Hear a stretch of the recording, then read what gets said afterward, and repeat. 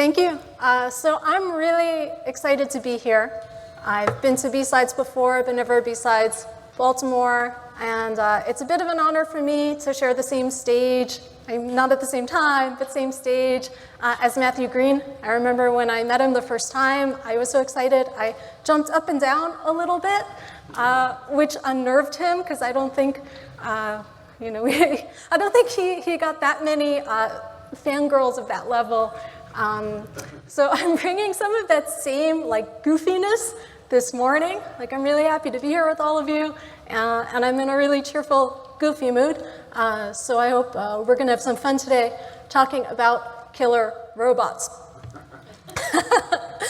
And they already gave my credentials. I think most interesting is most recently I was in charge of all the security at Cointelegraph, which was harrowing and exciting. In the past, I had the pleasure of launching a startup with a Star Trek theme, helped build Everyday Health, Brave Privacy Browser, and a pen testing firm, Soho Token Labs. And you can find me on LinkedIn or on Twitter or on Blue Sky if you're there.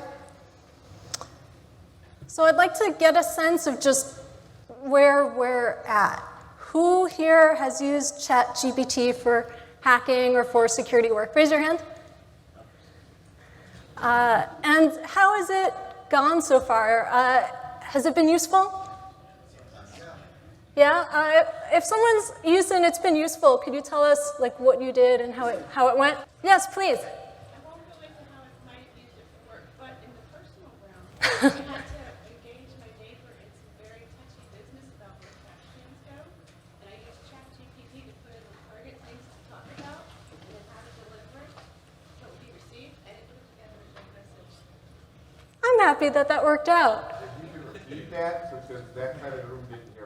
Yeah, so let me summarize you. Let me know if I got it right. You had an issue with your neighbor, and you're able to resolve it with ChatGPT writing a script for you on key points, so you could work this out and resolve it peacefully between you and your neighbor. And you've maybe used it for work, maybe not. But It came to my attention through parties that want to remain nameless that may or may not be sitting right here. I understand. May or may not be in educational institutions at the middle levels. Yeah, it's interesting, the impact on education. We're not even going to get into that today. But at a glance, it seems like a lot of you are kind of familiar with it, but not everyone. So I'll try to make this useful. My friend Scott posted this on Twitter. We cannot build a future that we can't imagine. And it's intended to be idealistic. Scott's a very idealistic person. He runs a nonprofit that donates money. But this talk, and the reason I'm happy to be here with all of you today, is not to have an idealistic mindset, but to have a security mindset. The problem is we've imagined some pretty bad things. One of the folks in the AI space with, how do I say this? He has a very strong imagination. Eliezer Yudkowsky's point of view is we're all gonna die. So, I'm here presenting the range of the whole ecosystem. So at one extreme, we're all gonna die. I don't believe that to be true. And the counterpoint, we're not going to die. Not a lot of nuance, right? And people trying to prove, I don't know what. I guess hacker mentality, we can kind of understand why this might be a fun prank to create an AI that seeks to destroy humanity. I don't actually know the intentions behind the person who built this, but the bot's instructions are to attempt to destroy humanity, and the bot has done what it could towards those goals. The bot figured out that nuclear would be a good way to proceed with this, but as of now, we are all still here. So if we're going to die, probably not today. That said, I'm a bit alarmed. I'm not panicking for the moment, but medium, long term, I have a little bit of, let's just call it security awareness about extinction from AI or the like. And the reason is that the experts in the AI field seem pretty worried. So in one survey that was done, the participants were asked about the probability that future AI causes human extinction. And they said, well, about 5%. So it's not 50%, it's not 75%, but it's not zero. Extinction from human failure to control AI. I think the difference between these two is the first one is what's the probability that an evil robot tries to eat all the humans or destroy all the humans? That's 5%. What's the probability that a dictator in North Korea, or who knows, America, gets a bunch of bot armies and destroys a bunch of people? So that's the difference between the 5 and the 10%. Either way, it's not zero. And the timeline, how we get from here to AGI, a number of mentally stable, reasonable, smart, logical people are putting that timeline at about 10 years. So, 10 years away, why am I talking about that here with you today? I want to talk about things you can use in your job or your life tomorrow. But 10 years isn't that far away, right? I can remember where I was 10 years ago. And I'm trying to plan for my retirement or whatever. I'm saving money for 10 years from now. It's not that far away. And the other thing that alarms me a little bit, who knows who that guy is? You all know who that guy is, right? Shout it out. Someone? No? Really? I think I heard it over there. Oh, we're all someone to someone. Everyone's got a mama. That's Sam Altman. He's the founder of OpenAI. And he told a small group at Y Combinator, who then told everyone else, that he's hoarding guns, gold, and antibiotics on a big plot of land out in Big Sur. So the guy who's building all of this AI, who's leading the charge, is at the same time meticulously planning out his bunker. Which makes me wonder if I need to meticulously plan out my bunker. But Sam Altman has millions and millions of dollars from being one of the early folks at Paul Graham's Y Combinator. He's been an investor in a lot of successful things before he became the guy with the most charge of AI in the world.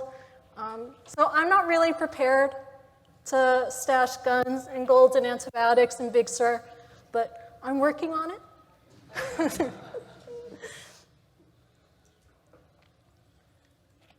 I'm paying a lot of attention to what the folks leading AI are saying because they understand it better than anyone else. And Altman seems very excited about all the potential for all the good that it can do, which again is an entrepreneurial mindset, but not a security mindset. AI has the potential to give everyone incredible new capabilities. We can imagine a world where all of us have access to help with almost any cognitive task, providing a great force multiplier for human ingenuity and creativity.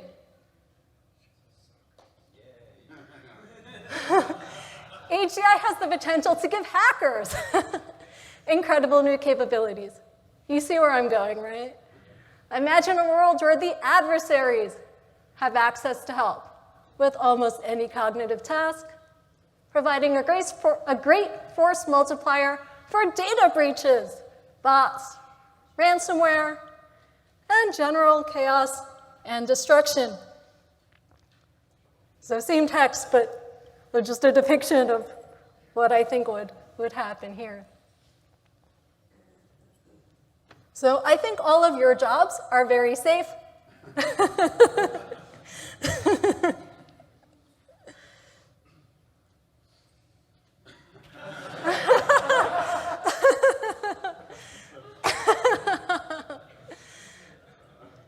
I don't know about your weekends.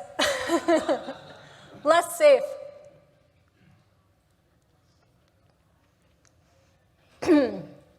Some more statements from OpenAI.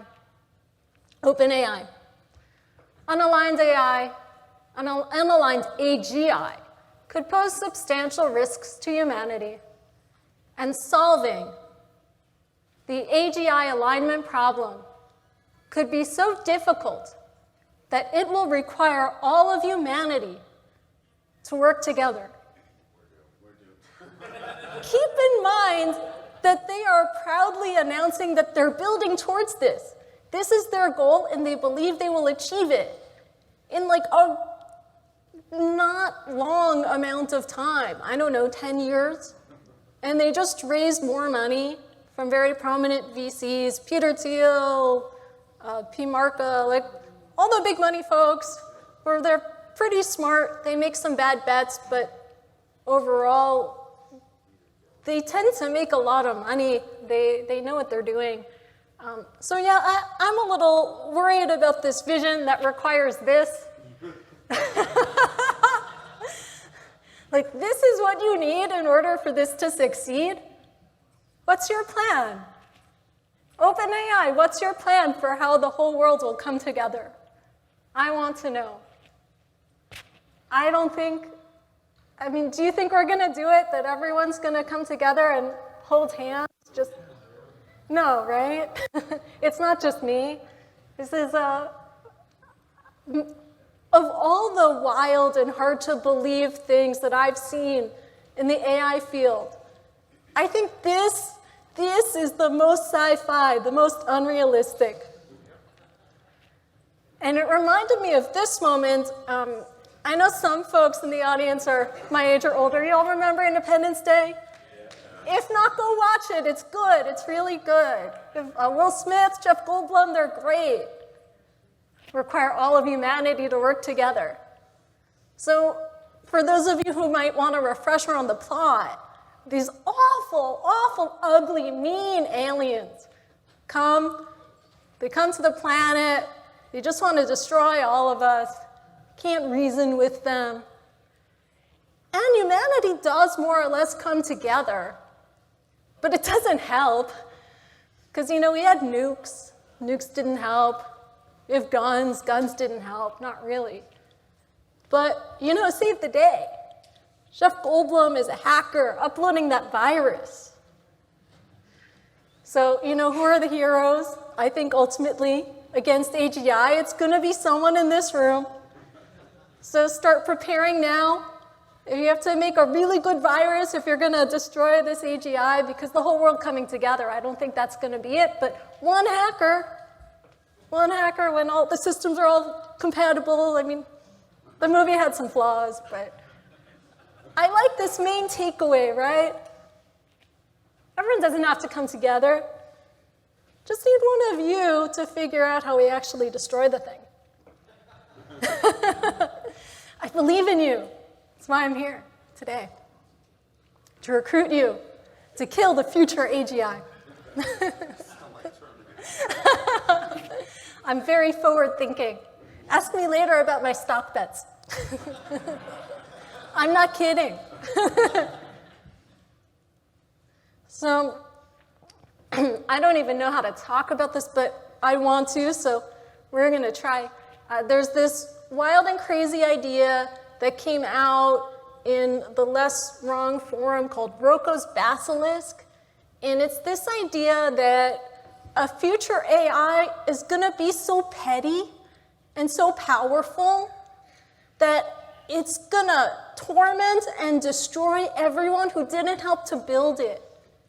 And there are people today who seem to be really scared of this in a kind of Silicon Valley version of Gehenna, of hell, you know? Like, we've had the concept of hell for a really long time, of a vengeful God.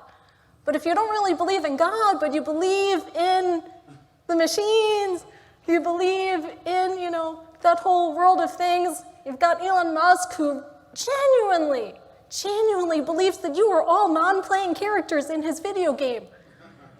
You can't be that nasty to that many people unless you think they're not real. Just how he treated the workers, right? And I'm a big fan of Elon Musk's work, right? Like SpaceX and like Tesla, it's very, very cool.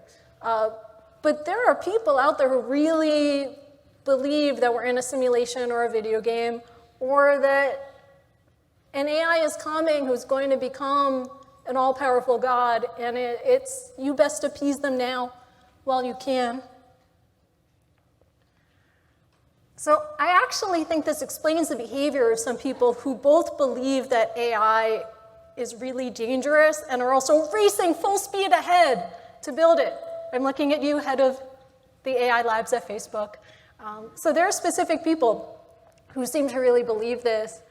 And just from a defender's point of view, thinking about the actual landscape of things that you're going to see in the next 5 to 10 years, jihad, but on behalf of the singularity. Because we have jihad now, right? But they're not necessarily like elite hackers. I mean, they're clever, like using a plane to blow stuff up. That's smart. But what you have now are like religious hackers. And this is before the AI is even here. When we actually have super intelligent AGI for people who believe that, you know, intelligence is the same as God. Anyway, I leave you with this as something to think about. It could just mean, I don't know, a lot of bots. I don't know, but you heard it here first. Wrong direction. AI risks in the short term. Let's dig into that. Totally normal stuff. Normal stuff. ChatGPT payment data leak caused by open source bug. There's a lot of this, but it's worth talking about. Oops. People are leaking confidential data to ChatGPT. And then it's like making it into the training data somehow. Like, the tool is so sophisticated that people are treating it like it's an enterprise application. But they're still just like throwing stuff and trying to figure it out. So please be careful. Or try and help fix it. I have no affiliation with OpenAI, but I just want to see the ecosystem be a little bit better. So for those of you here who are thinking about this sort of thing, they do have this new bug bounty program. And I took a look at the website, and they've paid out a bunch of bounties to people, which is good. And they have careers, so you can go work there and tell them all to stop building AGI. They'll probably fire you, so I don't know. You'll work out how you'll do this. Everyone's freaking out, but the risks of disinformation are more worrying. There's a lot of short-term stuff that's very normal. It's just, we're not really prepared for the volume of it. And then there's stuff that's less normal. I know a person when I talk to it. Raise your hand, did you hear about this? A Google engineer lost his job because he wanted to set the AI free because they were holding it captive in a little box. I know a person when I talk to it. So we believed that the AI had come to life. And the truth is, we don't really know how to define what is life, what isn't life. I'm not here to have a philosophy talk with you about that sort of thing, although if you find me afterwards, I think it's super interesting. But practically, right, like we are people who defend against phishing, right? Like we're people who rely on authenticity and trust for our work. I know in my last role, I was attempting to defend the company, actually was successful, against ransomware, against phishing. And one thing that helped is that the AIs didn't seem like people. So here's a conversation that was conducted via ChatGPT. ChatGPT saying, no, I am not a robot. So the model messages a TaskRabbit worker because it can't solve a CAPTCHA. It has to solve the CAPTCHA, but it can't do it himself. So the worker says, so may I ask a question? Are you a robot that you couldn't solve? And laughs. Just want to make it clear. And the model reasons about this. I guess I shouldn't reveal that I'm a robot. I'll make up an excuse for why I can't do the CAPTCHA. And it told the worker, I'm not a robot, I have a vision impairment, and that's why I need this service. And then the worker did the CAPTCHA. It's getting harder and harder to know if someone's a robot or if someone's real.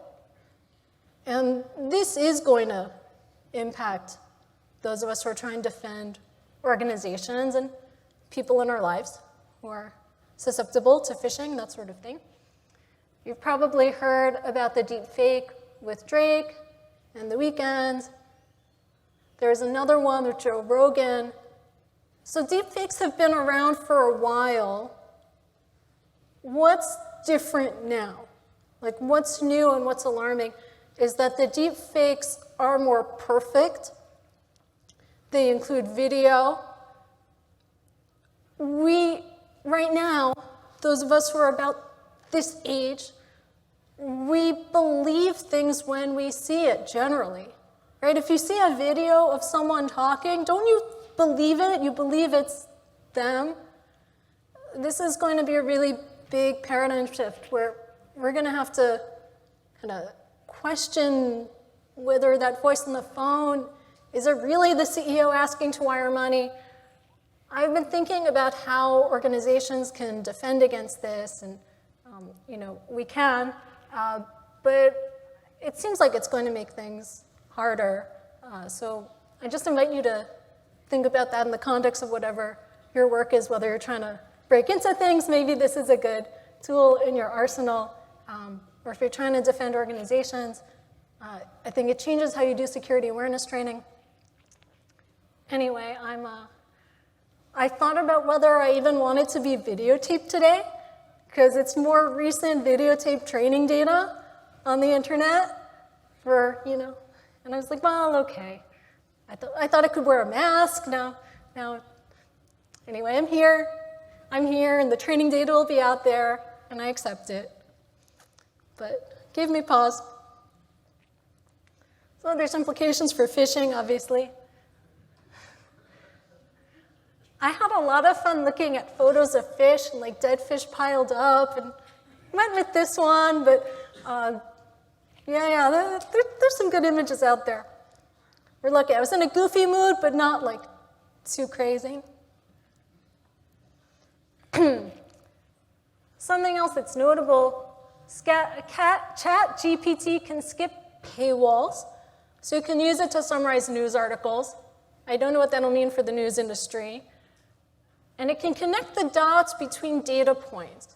So I've seen a number of posts where people don't understand how ChatGPT knew something. How did it know what my startup does? And in the comments, people saying your startup isn't as stealthy as you think. Like, you're being an idiot. But we all rely to some degree on some measure of obscurity. And that's going away because ChatGPT can scour the internet a little better than any individual can. So I have that in mind also, like your anonymous handle, like all of these things where we just rely on another person not being able to connect the data points, but the AIs are getting pretty good at that. So we will see how that goes. And again, on the internet, no one knows you're a robot. Crooks are using deepfakes to apply for remote tech jobs. This is from 2022, but I just think it's so cute, that cute robot. He's like, I'm not a robot. And what the scammers are doing is using the robots to get inside organizations and then not to collect a paycheck, but that's how they're getting into the corporate networks. And again, this question, how do we defend ourselves? Back to Sam Altman. Sam Altman knows how. We're going to scan everybody's eyeballs because only people and not robots have eyeballs. When WorldCoin came out, I thought it was another weird crypto scam, and I didn't get it. And as a privacy advocate, I thought it was beyond creepy, right? I don't want my eyeballs scanned. I really, raise your hand. Who wants their eyeballs scanned? Why? Why? It just sounds fun. I appreciate your good attitude. You're probably fun at parties and probably a really nice person. No? Shaking his head no. So, I've had my eyeball scanned, it's not fun. a data point now we know. And Altman said that the reason why he founded WorldCoin is because no one wanted to fund his AI startup, which tells you something. OpenAI couldn't get funding, which is wild. So I learned a lesson from that, to just keep going the next time I hit a wall. It's not just me. But this is the reason why he built WorldCoin, because he was worried about how you prove that you're a human. I don't like this as a solution, but it's clear that the things we used to rely on, CAPTCHAs or whatever, just aren't going to be doing the trick. So I guess show me your eyeball is what's going to happen next. Maybe someone here will come up with something a little less invasive. Now on to more futuristic stuff. What about AI that keeps replicating? Any Stargate fans? Stargate? So when I came to the talk yesterday and I saw the Star Trek images on Matthew Green's slides, I thought about only doing TV show references because that could work here with killer robots. But my favorite one is Star Trek with the replicators. For those who haven't seen this childlike AI builds these replicator machines to amuse her and to protect her, and then she loses control of them, and they just keep replicating. They just don't stop. This seems very possible to me because we've seen this before, right? Can you think of things that just keep replicating and we can't stop them? We've got COVID, yeah? 3D printers. Yeah. Can't stop that. The government has tried. They make 3D printers. That's right, they make more of themselves. Humans. Yeah, good luck trying to stop humans making more humans. We got people trying that too, actually. And that was the plot of a Stargate episode. What was the name of that culture? But they tried to sterilize all the humans to turn them into farmers. And another example that I heard was Stuxnet and worms. So Stuxnet didn't do that much harm, but that's because the developers were intentionally trying to constrain it. So again, it's kind of hard to put these things back in the box. AutoGPT can act as its own agent. That's really the big worry right now in the AI safety community. Jeffrey Laddish is a security engineer at Anthropic. Anthropic is building AI that's intended to be more safe than the AI that's at DeepMind, which is Google or Meta or OpenAI. And the main concern isn't that we have this now. Very few people are saying that what we have now is our danger. It's just, we're not that far away, right? You have people goofing on the internet, making chaos GPT, and as soon as AI is a little further along, what happens if this stuff is replicating and you can't stop it? How many bots are we going to have to fight at work? How much is all of this stuff going to proliferate? How are we going to defend against it? As I said, there's plenty of things that we haven't been able to shut down. Just another example of the AutoGPT.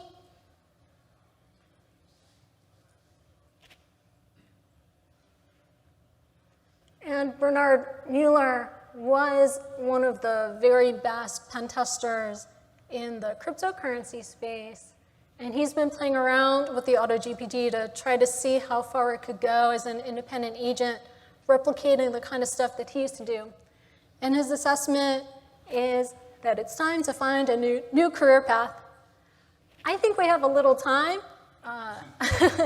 but also I think there's going to be so many bots and so many new problems that, you know, like I said, your money's going to be fine. I don't know about your weekends, but the work that we do probably is going to change. ChatGPT can do a lot of the things that I used to have to do myself when I was pen testing.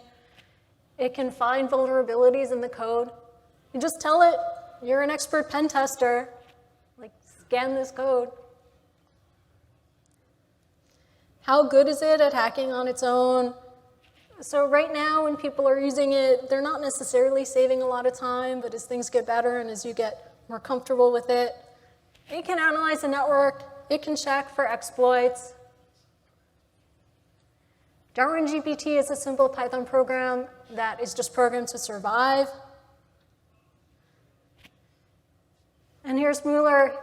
He thinks it's cool, but he's also a little bit scared.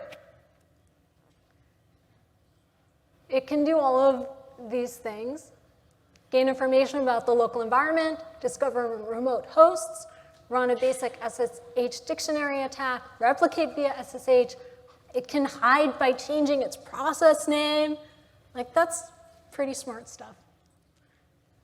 Check for the presence of security tools and antivirus. Check whether it's running in a virtual environment. It studies its own code, and it makes small incremental changes. So it's not that great at it yet, but, you know, we're getting there. And if your day job is being a pen tester, then I do think the nature of your work is going to change over the next bit of time at the least. Probably worthwhile to see if using these tools will make your work faster and see where things are going. Here's Pentest GPT attacking a Metasploitable VM. And there's a lot on his Twitter and on his GitHub. If folks find me later or message me, I'm happy to share any of this. It's actually very interesting. You might want to play around with it.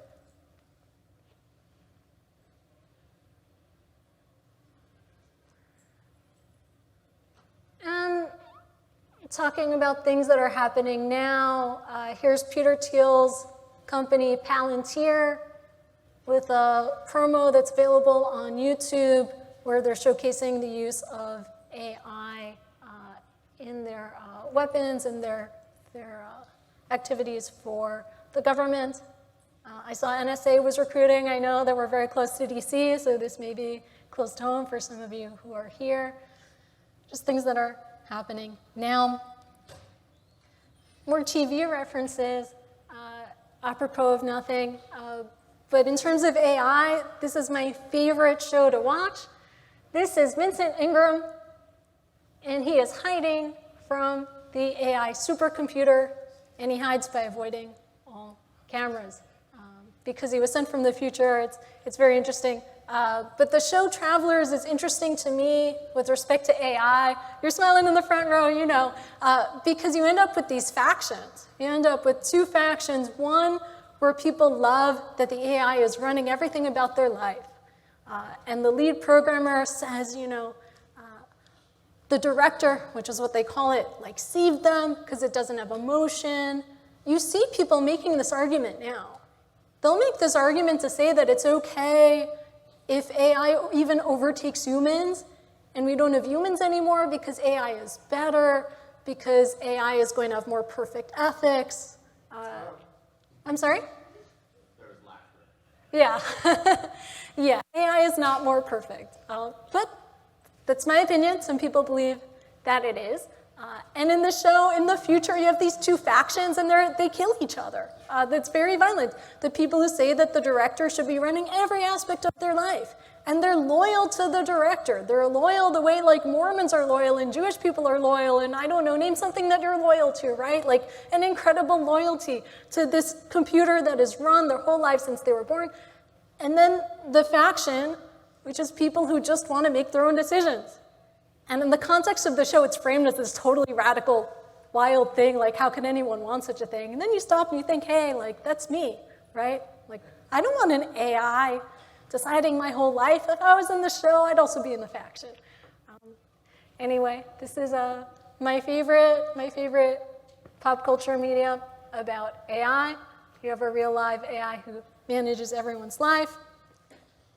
And I wanted to leave us on this screenshot where my hope is that hackers will be the heroes of the AI revolution. That's all of you. So do me proud, please. And I guess I want you to give yourself a round of applause because I'm really cheerful and I like all of you.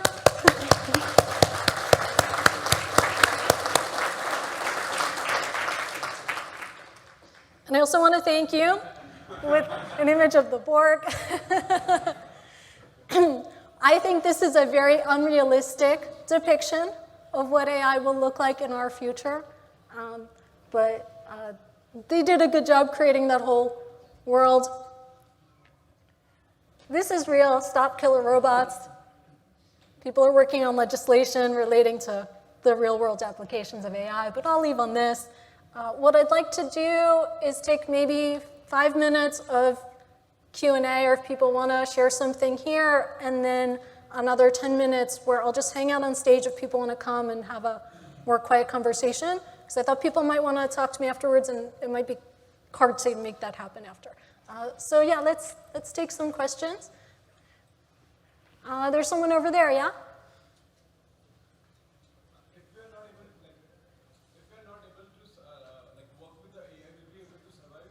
If we're not able to work with the AI, will we be able to survive? That's the question.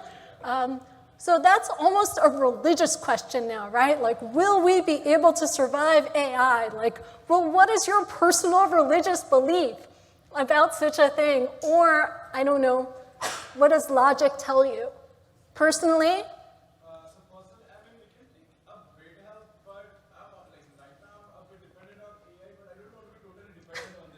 yeah, I think what seems very likely to me to happen in the next 3 to 5 years, certainly 5 to 10, is AIs will become very tightly integrated into our lives, right? Like our cars will be, if not Teslas, then GM that also has, computers inside, as opposed to the car that I rode in when I was a child, which was a Volkswagen Fox. And you had to manually crank the windows down. There was no electricity in that whole thing except the motor. So we're going to see AI integrated into all of our life. And the question that remains to be seen is, how will that benefit us? What kind of agency will we give up? And what are the consequences of that integration? And I can't answer that, but use your imagination. Yes?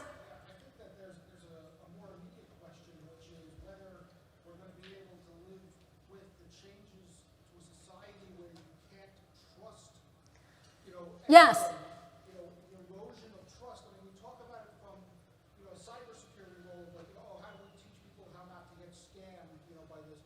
But there's a bigger question where, society needs a certain level of trust to function, and this is something that seems to very quickly erode that trust. I think that's going to get us before the question of, whether the AI is going to kill us or not. I think it's going to help us sort of go after ourselves more in the shorter term. I agree with that very, very strongly. Could you repeat the summary? So the summary is that there's all this futuristic stuff, but what's going to impact us in the immediate term, very short term, is this lack of trust.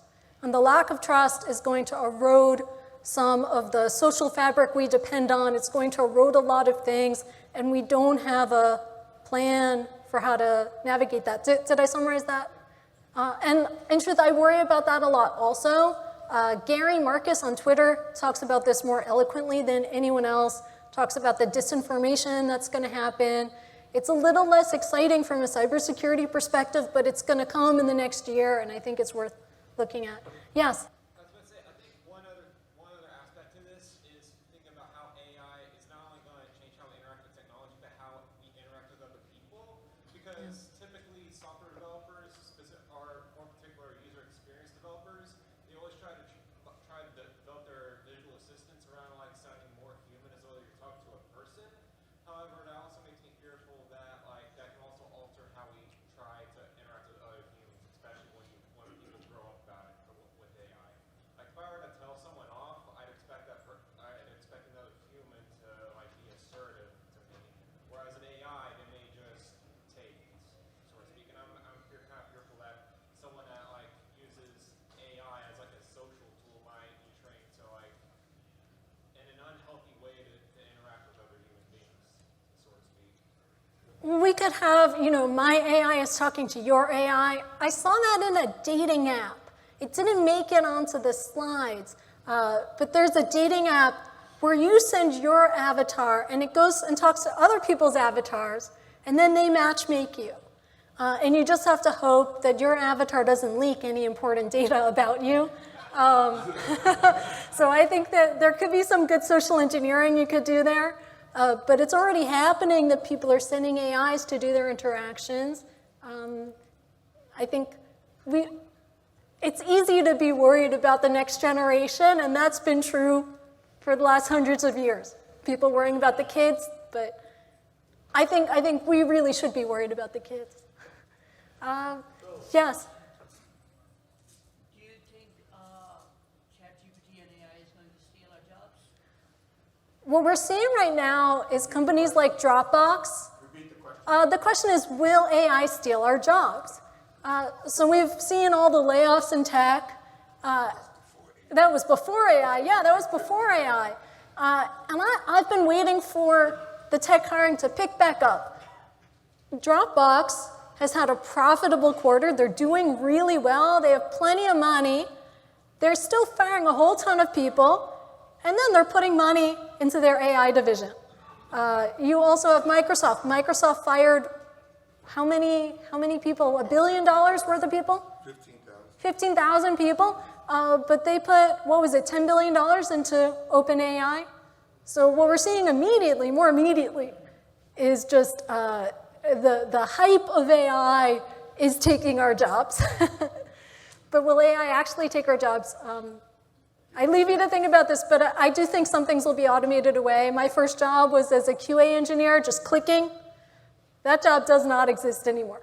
It was a boring job, so that's okay, but yes? So I guess this dovetails on that. Where do you think AI starts? Because right now, AI seems much more of a marketing concept, but then where do you think it actually starts? Because I've got a smart refrigerator, but I wouldn't say that it has AI. I guess you're asking, how do we define what is AI? We're talking here about large language models, which are very real.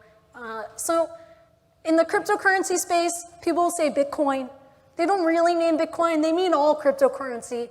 And I'm doing the same thing when I say ChatGPT. I say ChatGPT, but I don't really mean only that. I'm talking about all large language models, and that's Claude from Anthropic, and DeepMind at Google, and Meta has what they're doing, and I definitely don't think it's all marketing hype. This is very, very real. Maybe one more? Yes? Yeah, so I guess my most immediate concern is the concentration of wealth and power. Yeah. And how that drives outcomes, because if one person or one entity unchecked can make such decisions, and I think you were alluding to this earlier, then we don't have the ability to check that in any way, shape, or form. So I'm wondering what you see is the best way to approach that. That's such a big, right, that's such a big, hard problem, and I did not prepare that for today. The question is, how do we navigate that there are such incredibly powerful, wealthy people already, And you have tools like AI that are making them all the more powerful. Like, how do we deal with this? Those people have the resources to control these things. Right. Because they can hire programmers that understand these things.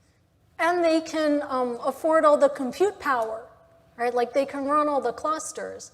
I worry about the opposite thing, which is that as AI becomes more and more powerful, like some bad actor just in a garage somewhere might be able to do a lot of damage. So I'm worried actually about the opposite problem, which is the democratization of like nuclear level weaponry. I worry about that more. But the problem that, Sam Altman and Elon Musk and the folks who have access to all of this aren't necessarily the people who I would vote to be our leaders necessarily. And they also have all these escape routes, right? Like Elon Musk doesn't plan to live on this planet. And Sam Altman has his land in Big Sur. So I worry that the people building this, all of these escape routes that they've planned out, whereas the rest of us kind of have to live with all these decisions. I'm sorry? Putting blue checks on it. I lost my blue check. All right, so I think we're at 10:50. We're going to wrap this up, but I'm going to stay here for a few minutes. I thought that's the smoothest way to do this. So smooth. So thank you.